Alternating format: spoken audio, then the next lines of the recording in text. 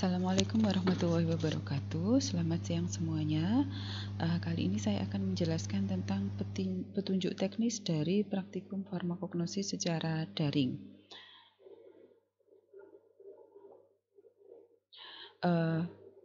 Ada beberapa peraturan yang perlu kita sepakati bersama untuk praktikum farmakognosi.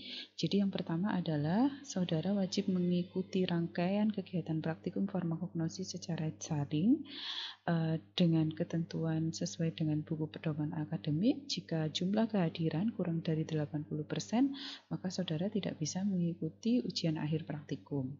Kemudian bagaimana teknisnya? Jadi setiap kali praktikum saya akan membuat assignment atau kuis pretest yang saudara harus lakukan sebelum membuka file materi praktikum. Jadi kerjakan pretest terlebih dahulu sampai klik submit. Setelah pretest selesai, saudara mulai membuka file materi praktikum yang saya upload di VLM. Apa saja isi file dari materi praktikum tersebut? Isi file dari materi praktikum tersebut adalah foto mikroskopis dari Simplicia yang akan saudara amati pada hari itu. Nah, apa yang saudara lakukan dengan foto tersebut? Yang saudara lakukan adalah mengidentifikasi dan menggambar fragmen spesifik dari setiap Simplicia. Jadi kalau misalnya pada hari ini materinya adalah Simplicia sambiloto herba dan daun jambu biji. Maka tugas saudara adalah mengidentifikasi dari foto mikroskopis tersebut fragmen-fragmen spesifik dari sambiloto dan jambu biji. Misalnya kalau di sambiloto ada fragmen sistolit, kemudian ada fragmen kulit buah. Kemudian kalau di Simplicia daun jambu biji, ya misalnya fragmen yang paling spesifik adalah rambut penutup atau trikoma, ya. Nah, itu yang saudara lakukan. Jadi pada dan gambar ini ditulis atau saudara gambar di buku gambar praktikum farmakognosi, buku laporan praktikum farmakognosi. Gambar itu harus disertai dengan keterangan detail, ya. Misalnya ini yang trikoma yang mana, kemudian yang sistolit yang mana. Nah,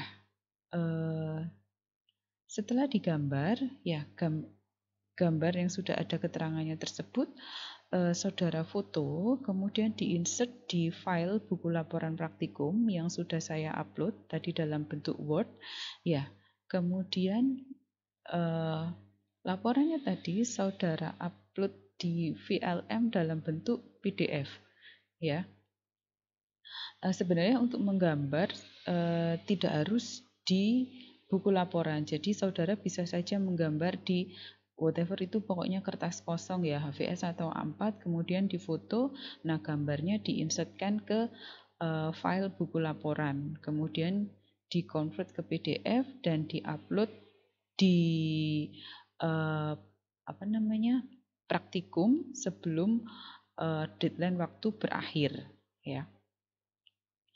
Jadi pretest dan laporan praktikum ini akan menjadi bahan untuk absensi saudara, ya.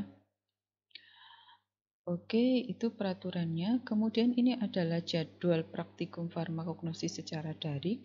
Jadi pertemuan minggu ini adalah pendahuluan, kemudian minggu kedua nanti adalah video bagaimana cara membuat preparat dari Simplicia serbuk, ya. Tentu saja tekniknya berbeda ketika saudara membuat preparat dari bahan segar pada praktikum botani farmasi. Kemudian yang ketiga, 4, dan 5 ini sudah bahan materi praktikumnya sudah berupa foto mikroskopis, ya. Pada minggu pertemuan ketiga ini sampelnya adalah Curcuma rhizome dan Curcuma domestica. Kemudian keempat itu adalah fenol dan glikosida. Kemudian ke-5 ini fenol dan glikosida lagi. Kemudian ke-6 seminar hasil praktikum. Kemudian ke-7 ini minyak atsiri 1, 8 minyak atsiri 2, 9 alkaloid, ke-10 seminar hasil praktikum lagi. Kemudian 11 dan 12 ini terpenoid steroid, pertemuan ke-13 seminar hasil praktikum. Kemudian yang terakhir adalah ujian hasil praktikum. Nah, setiap akhir sesi praktikum tidak ada diskusi, namun diskusi akan langsung dilakukan pada kelompok besar pada saat seminar hasil praktikum. Jadi saya harapkan pada saat seminar hasil praktikum itu saudara benar-benar memperhatikan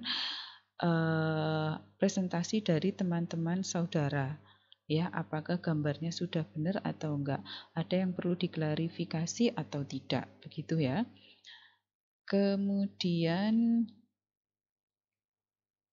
nah, untuk ujian akhir praktikum sendiri, ya, format dari ujian akhir praktikum nanti tetap sama. Saudara akan mengidentifikasi dan menggambar fragmen khas dari Simplicia. Bedanya adalah sampelnya kali ini adalah campuran.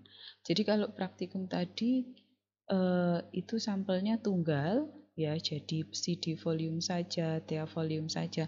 Tapi kalau UAP, ujian akhir praktikum, sampelnya adalah campuran, 2 Simplicia. Misalnya CD volume dan Caryophyllae floss. Ya, saudara identifikasi mana fragmen yang spesifik. Tentu saja saya tidak akan memberitahu isi sampelnya adalah pseudovolume dan Caryophyllae floss ya. Saudara harus bisa belajar untuk mengidentifikasi dari fragmen-fragmen yang tampak di foto mikroskopisnya. Kira-kira ini Simplicia apa saja yang ada di campuran tersebut ya. Kemudian nah, ini materi 1 yaitu Simplicia yang mengandung amilum dan resin. Sampel yang kita pakai adalah Curcuma rhizome dan Curcuma domestica. Targetnya di sini adalah saudara bisa membedakan mana amilum Curcuma rhizome dan Curcuma domestica. Karena selama ini yang sering terjadi adalah kesulitan untuk membedakan antara Curcuma santoriza dan Curcuma domestica. Ya, jadi cara paling mudah untuk membedakan keduanya adalah dengan mengidentifikasi bentuk amilumnya. Kemudian materi yang kedua adalah fenol, Simplicia yang mengandung fenol. Ada 2 sampel di sini, pseudovolume dan theavolume. Nah, antara pseudovolume dan theavolume ini sebenarnya hampir sama fragmennya. Perbedaan mencoloknya adalah pada pseudovolume, trikomanya itu banyak sekali. Jadi kalau saudara dapat sampel yang isinya itu salah satunya adalah Simplicia pseudovolume, maka bisa dipastikan ketika saudara melihat lapang pandang pertama di mikroskop itu yang tampak adalah trikoma dari pseudovolume. Kemudian theavolume ini yang spesifik adalah sel batu, ya. Jadi satu-satunya daun yang dia memiliki sel batu. Kemudian ini materi ketiga, sampelnya adalah ray radic dan Syricocalix folium. Ray radic ciri khasnya adalah kristal roset besar, ya. Yang ini cuman ada di ray radix.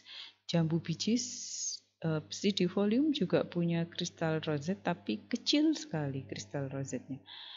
Kemudian ini Syricocalix crispus, ya. Ciri khasnya apa? Ciri khas dari Syricocalix adalah sistolit. Kemudian materi keempat yaitu minyak atsiri. Ini ada Funiculifructus dan Caryophyllae floss.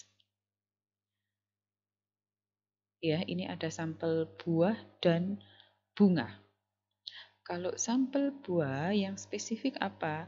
Yang spesifik dari sampel buah itu adalah endocarp, ya, dan epicarp. Jadi endocarp dan epicarp.